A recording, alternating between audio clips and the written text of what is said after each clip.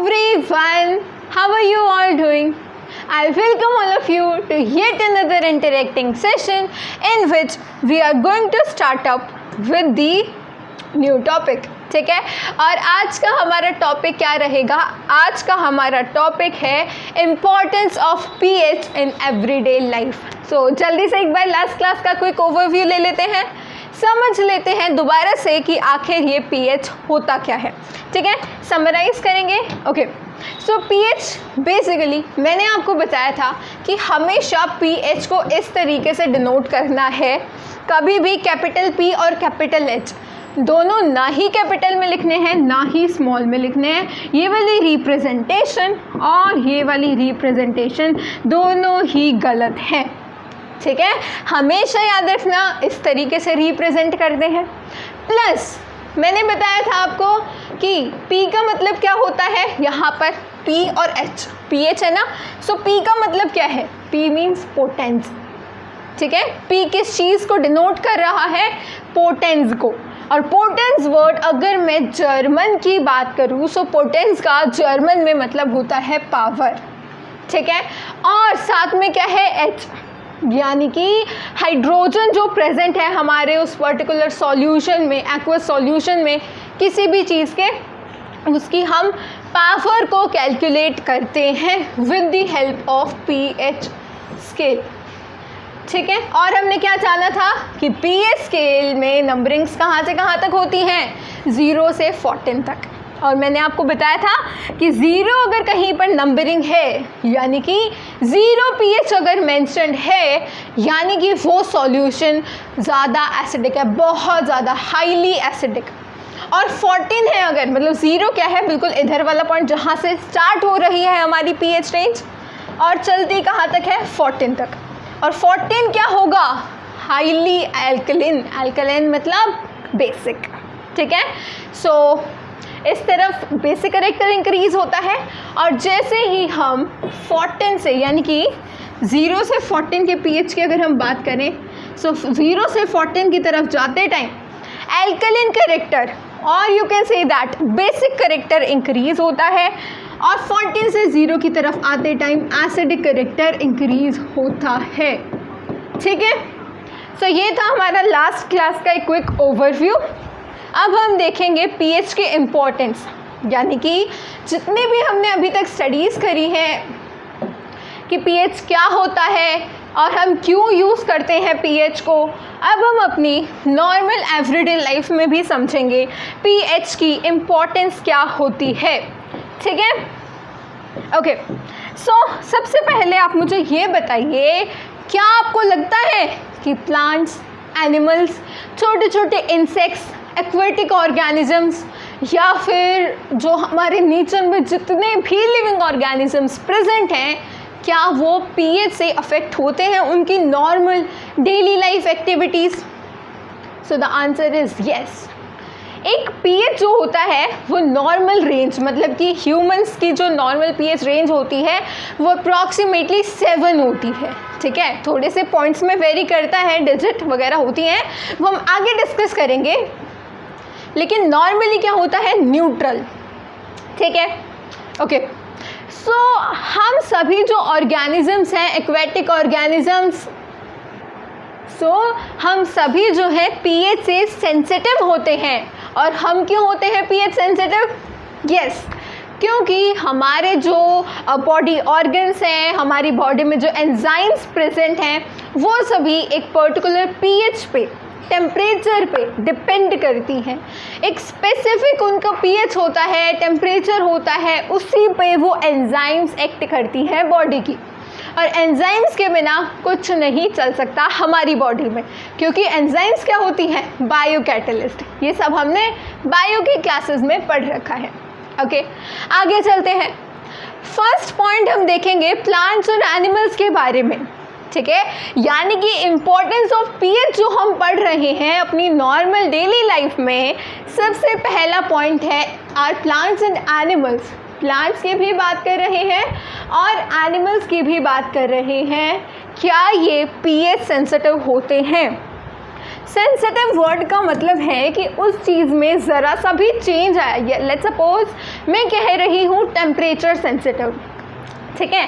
सो temperature sensitive मतलब कि भाई थोड़ा सा भी अगर किसी चीज़ को लेके ज़्यादा सेंसिटिव है, मान लो टेम्परेचर को लेके ज़्यादा सेंसिटिव है, तो थोड़ा सा भी अगर टेम्परेचर में चेंज आएगा तो बॉडी फंक्शंस अल्टर हो सकते हैं। क्लियर है? सो प्लांट्स और एनिमल्स की बात करेंगे सबसे पहले। Our body works within the pH range of 7 to 7.8। कहा था मैंने आपको कि 7 होता है, क्या होता है 7 याद होना चाहिए सभी को। 7 अगर हम pH लिख रहे हैं दैट मीन्स कि न्यूट्रल है, ठीक है। न्यूट्रल कंडीशन होती है pH 7 पे।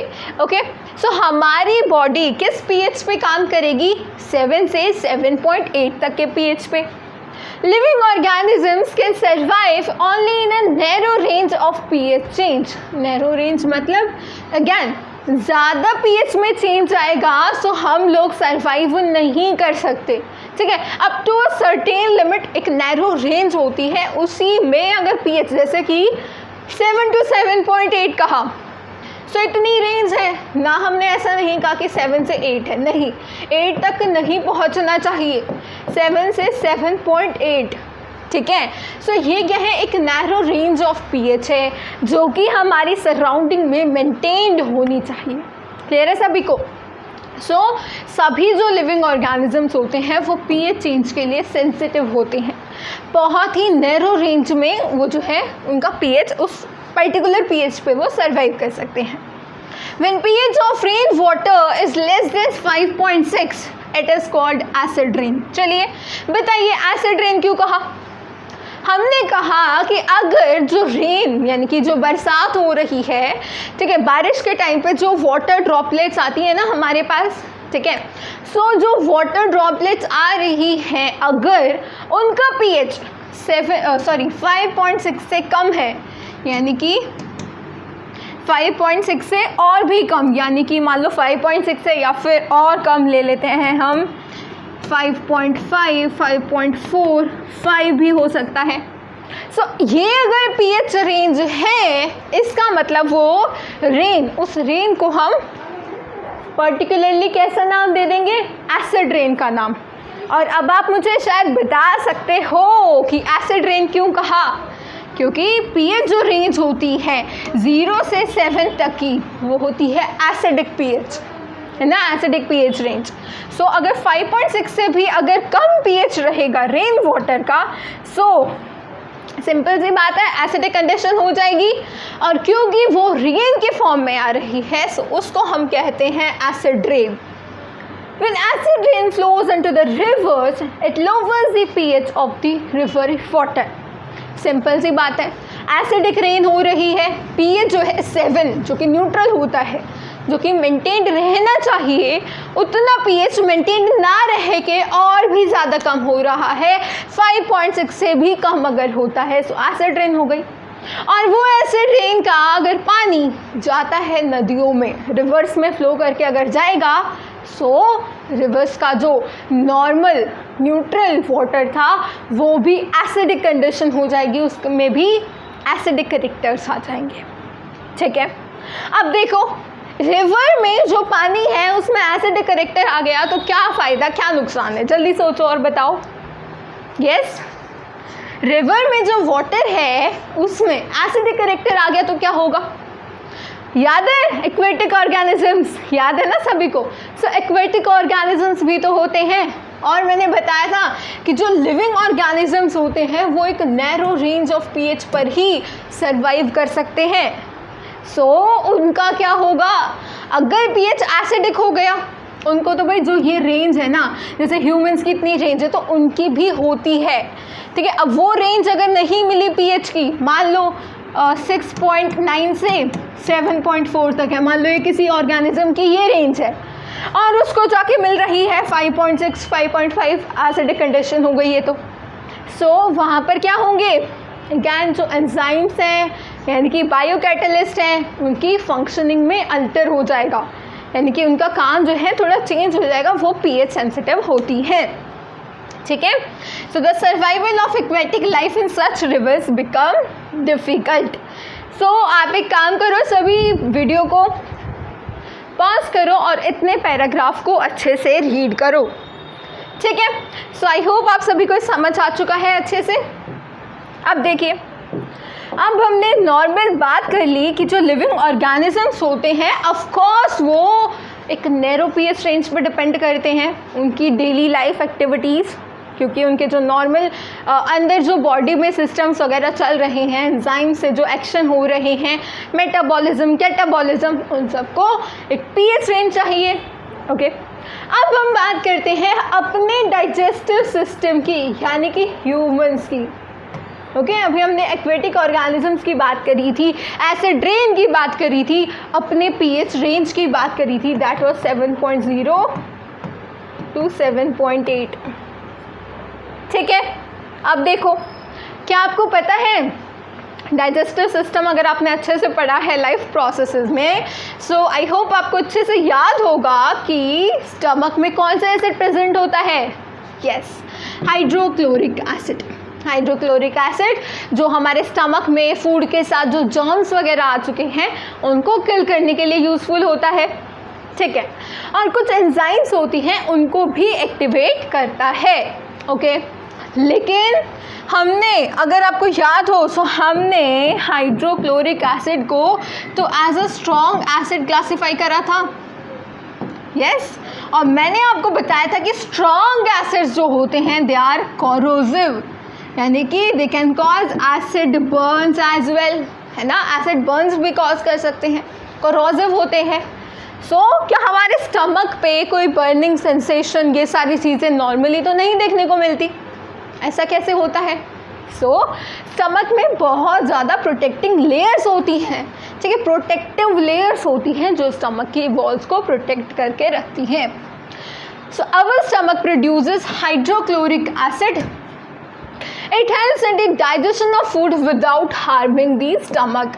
सो ये भी मैंने आपको बता दिया कि स्टमक को किसी भी तरीके का कोई नुकसान नहीं पहुंचता, और फिर भी हमारा हाइड्रोक्लोरिक एसिड बहुत ज़्यादा यूज़फुल होता है फूड की डाइजेशन में, ओके। डाइजेशन, अब मान लो डाइजेशन तो हो गया, क्या होता है हमारे स्टमक में? Hydrochloric acid. लेकिन मान लो अब हाइड्रोक्लोरिक एसिड से क्या हो गई? एसिडिटी हो गई, ठीक है, इनडाइजेशन हो गई स्टमक में। सो क्या होगा? बहुत ज़्यादा एसिड की प्रोडक्शन होगी, ठीक है, produces too much acid and this causes pain and irritation. अगर ज़्यादा एसिड की प्रोडक्शन हो जाएगी, मान लो नॉर्मल लेवल कुछ इतना है HCl की प्रोडक्शन का, सो ज़्यादा एसिड की प्रोडक्शन होने से सीधी सी बात है एसिडिटी होगी, क्योंकि HCl इज एन एसिड, ठीक है। सो एसिडिटी हो जाएगी। चलिए जल्दी से बताइए, न्यूट्रलाइजेशन रिएक्शन में हमने पढ़ा था कि एसिड को मान लो कि ज़्यादा एसिड प्रेजेंट है, ठीक है।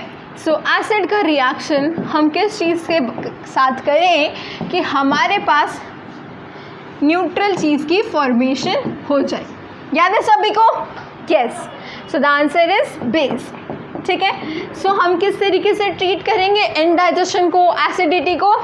सो to get rid of this pain people use bases called antacids. Clear हुआ? बेसिस का यूज़ क्यों करेंगे? क्योंकि एसिड्स के इफेक्ट को नलीफाई करने वाले होते हैं बेसिस, और बेसिस जो है, बेसिस का अगर इफेक्ट है, मान लो कहीं पर ज़्यादा बेस प्रेजेंट है जिसकी वजह से प्रॉब्लम हो रही है, सो हम यूज़ करते हैं acids to nullify the effect of bases, ठीक है। सो इनडाइजेशन से पेन और इरिटेशन होती है, इसीलिए इसको ट्रीट करना काफ़ी इम्पॉर्टेंट है। चलिए आगे बढ़ते हैं। अब हमने चैप्टर की स्टार्टिंग में मैंने आपको कहा था कि अच्छे से रीड करना और आप बताना मुझे कि इन तीनों चीज़ों में से आंसर क्या होगा अगर किसी को एसिडिटी हो जाती है, राइट? तैयार हैं आप सभी के आंसर्स? तो जल्दी से चैट सेक्शन में बता दो कौन सी रेमेडी आप सजेस्ट करोगे अगर किसी को एसिडिटी हो जाए तो। सो आई होप आप सभी ने आंसर दे दिए होंगे चैट सेक्शन में। सो अब देखो जल्दी से याद करो, एसिडिटी, ठीक है, क्या कहा मैंने, एसिडिटी, एसिडिटी हो गई, यानी कि जो हमारे स्टमक में HCl एसिड था, ठीक है, HCl एसिड था, उसका जो है इंक्रीज हो गया लेवल, नॉर्मल से जो नॉर्मल लेवल होना चाहिए था pH, HCl का pH जो होना चाहिए था इंक्रीज हो चुका है, ठीक है, यानी कि एसिड करेक्टर इंक्रीज हो गया है, एसिडिटी हो चुकी है।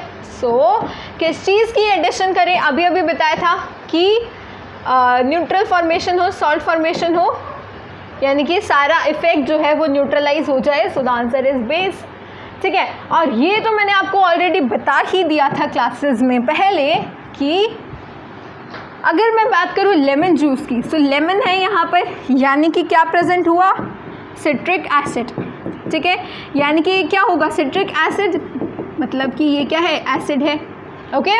बेकिंग सोडा, बेकिंग सोडा क्या होता है, इट्स अ बेस, ठीक है, आगे आप इसको सॉल्ट की कैटेगरी में पढ़ोगे, ठीक है, हम फॉर्मेशन करेंगे बेकिंग सोडा की, सो इट्स अ बेस। और ये क्या है, विनेगर क्या होता है, इट्स अ एसिड, विनेगर क्या होता है, एसिड, विनेगर हमने पहले डिस्कस किया था ना, विनेगर में कौन सा एसिड प्रेजेंट होता है, जल्दी से बताओ चार सेक्शन में, okay. So one such remedy must have been suggested by you at the beginning of this chapter, ठीक है, बिगनिंग में क्वेश्चन था। These antacids, antacids क्या होते हैं बेसिकली, देखिए अब समझो वर्ड का मीनिंग, ठीक है, कोई भी नई टर्म आती है सो उसका जो है वर्ड का मीनिंग समझने की कोशिश करो पहले। एंट एसिड्स, ठीक है, कहीं पर भी वर्ड एंट आता है, एंटी, ठीक है, एंटी का मीन्स क्या होता है, अपोजिट, मतलब कि जो काम हम कर रहे हैं उसका अपोजिट है, उसको नलिफाई करा जा रहा है, ठीक है। सो जैसे एंटीबायोटिक्स होती हैं, ओके, सो बायोटिक्स मतलब कहीं ना कहीं बैक्टीरियाज को टर्म रेफर कर रही है, सो एंटी बैक्टीरियल ड्रग्स इस तरीके से। So anti means against, opposite, और एसिड्स यानी कि एंटी एसिड्स, एंटा एसिड जो है वो न्यूट्रलाइज करते हैं एक्सेस एसिड जो हमारे स्टमक में प्रेजेंट होता है। सो इस काम के लिए we use magnesium hydroxide, which is milk of magnesia. A mild base is often used for this purpose. What is milk of magnesia? It's mild base. क्या है ये, magnesium hydroxide, ठीक है। सो बेकिंग सोडा भी यूज़ कर सकते हो, इनो भी यूज़ कर सकते हो, और मैग्नीशियम हाइड्रोक्साइड यानी कि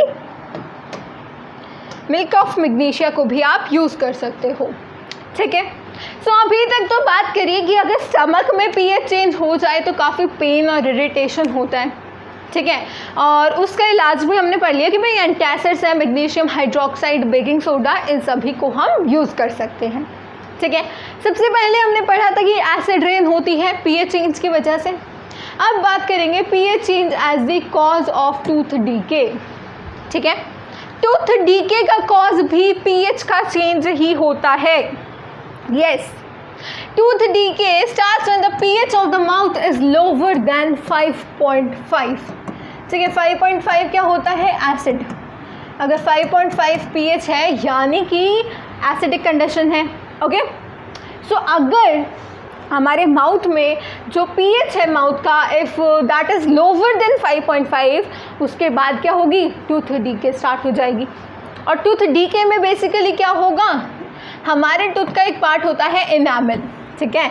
इनामल क्या होता है, ये हार्डेस्ट सब्सटेंस होती है हमारी बॉडी की, किस चीज़ से बनी होती है, कैल्शियम हाइड्रोक्सी एपेटाइट, क्या है ये, एक क्रिस्टलाइन फॉर्म है कैल्शियम फॉस्फेट की, ठीक है, याद रखेंगे सभी।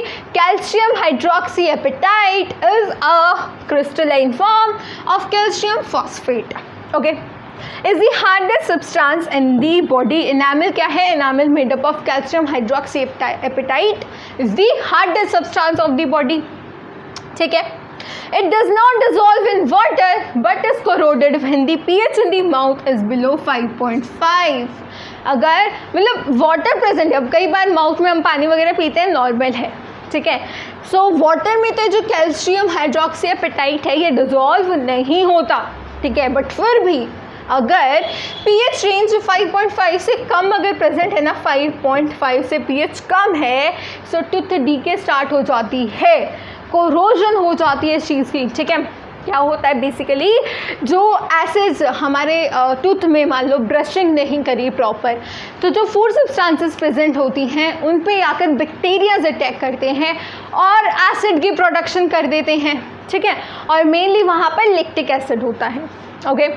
सो एसिड के प्रोडक्शन की वजह से कहीं ना कहीं जब pH 5.5 से कम हो जाता है, सो उससे स्टार्टिंग होती है टूथ डीके की।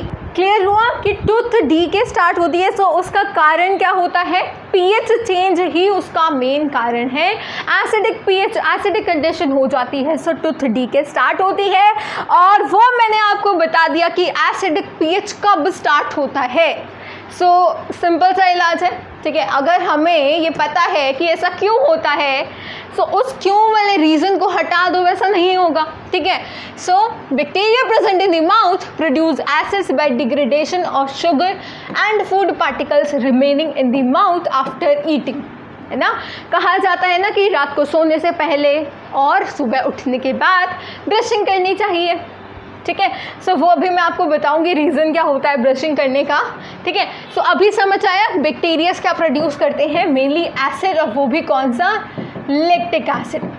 बहुत सारे टाइप के एसिड प्रोड्यूस कर सकते हैं, लैक्टिक एसिड एक मेन टाइप का एसिड है जो वो प्रोड्यूस करते हैं, ठीक है। आगे बढ़ते हैं। The best way to prevent this is to clean the mouth after eating food. चलिए इसका जो है आप ही सॉल्यूशन बताओ। देखो यहाँ पर क्या हुआ है ना, एसिड इकट्ठा हो चुका है, ठीक है। और एसिड इकट्ठा हो चुका है, सो जल्दी से बताओ, किसी बेस को लाना पड़ेगा, ठीक है। और वो भी ऐसा बेस जो कि हमारी हेल्थ के लिए भी ज़्यादा नुकसान ना दे, हमारी हेल्थ को, है ना, हार्मफुल ना हो, ठीक है। So using toothpaste which are generally basic for cleaning the teeth can neutralize the excess acid and prevent tooth decay।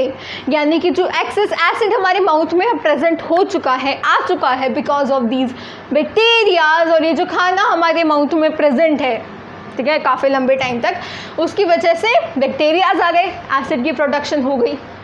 इसको न्यूट्रलाइज कर सकते हो with the help of toothpaste, ठीक है। क्यों? क्योंकि वो बेसिक नेचर की होती हैं, ठीक है। अब एक ना बहुत ही इंटरेस्टिंग केस आने वाला है आप सभी के सामने, काफ़ी ज़्यादा इंटरेस्टिंग, ठीक है। अब pH को जो है सेल्फ डिफेंस की तरह भी यूज़ करते हैं एनिमल्स और प्लांट्स थ्रू केमिकल वॉरफेयर, ठीक है। नॉर्मल सी बात है।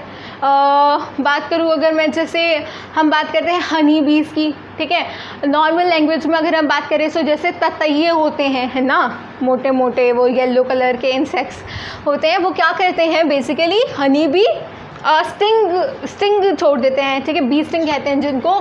उसकी वजह से क्या होता है, एसिड चला जाता है बॉडी में, ठीक है। और जैसे एंट स्टिंग्स होती है, यानी कि जब चींटी काटती है ना, सो क्या होता है, स्वेलिंग हो जाती है उस एरिया में, and that is the formic acid जो वो रिलीज़ करते हैं, ठीक है। कौन सा एसिड रिलीज़ करते हैं, फॉर्मिक एसिड।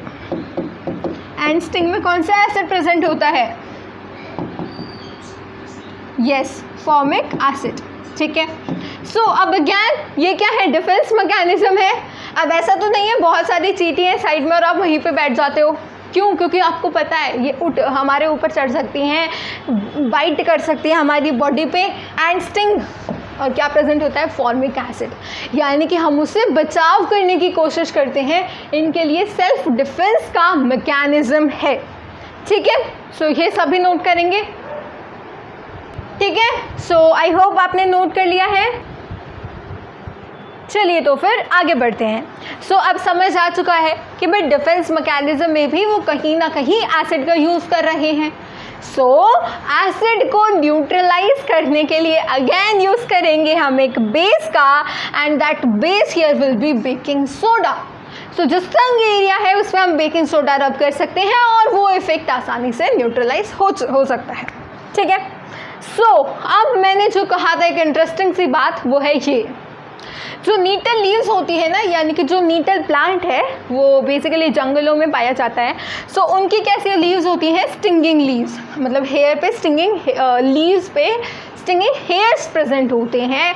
और जैसे ही उन हेयर्स पे टच हो जाती है ना हमारी बॉडी, किसी और ऑर्गेनिज्म की बॉडी, मिथेनॉइक एसिड का रिमूवल, मतलब मिथेनॉइक एसिड को वो इंजेक्ट करते हैं, इंजेक्ट टर्म यूज़ करेंगे, मिथेनॉइक एसिड को इंजेक्ट करेंगे और उससे क्या होगा, बर्निंग, पेन, सेंसेशंस होती है। ठीक है, अब देखो अगेन ये क्या है, एक बेस है। चलिए थोड़ा और जानते हैं इस चीज़ के बारे में। Acids in other planets, okay ये बाद में पढ़ेंगे प्लैनेट्स को, पहले इसी पोर्शन को कंप्लीट करते हैं। नेचर प्रोवाइड्स न्यूट्रलाइजेशन ऑप्शंस, ये काफ़ी ज़्यादा इम्पॉर्टेंट बात है। नेचर क्या प्रोवाइड करता है इस केस में, न्यूट्रलाइजेशन ऑप्शंस प्रोवाइड करता है। आपको जान के हैरानी होगी कि जो नीटल प्लांट है ना, उसकी लीव्स तो मिथेनॉइक एसिड इंजेक्ट करती हैं, पर साथ में उस जंगल में ही, निटल प्लांट के साथ में ही प्रेजेंट होता है एक डॉग प्लांट, जिसके पास मतलब उसका जो एक्सट्रैक्ट होता है वो बेस कंटेन करता है।